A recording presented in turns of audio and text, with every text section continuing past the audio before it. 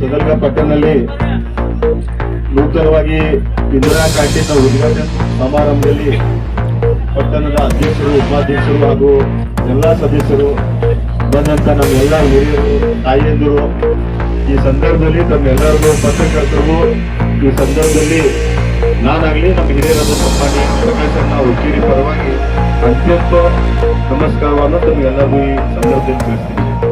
ವಿಶೇಷ ಅಂದ್ರೆ ಈ ಕ್ಯಾಂಟೀನ್ ಪ್ರಾರಂಭ ಆಗ್ಬೇಕಾದ್ರೆ ಇವತ್ತ 200 ಕಡೆ ಸ್ಥಳ ಅವಕಾಶ ನೋಡಿದ್ರು.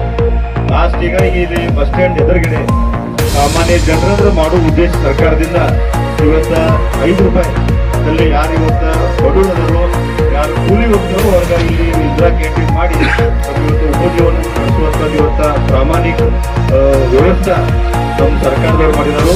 ನಿಜವಾಗ್ಲೂ ಇವತ್ತ ಈ ಕ್ಯಾಂಟೀನ್ ಅನ್ನು ಸುಮಾರು 9 ಲಕ್ಷ ಅನುದಾನದಲ್ಲಿ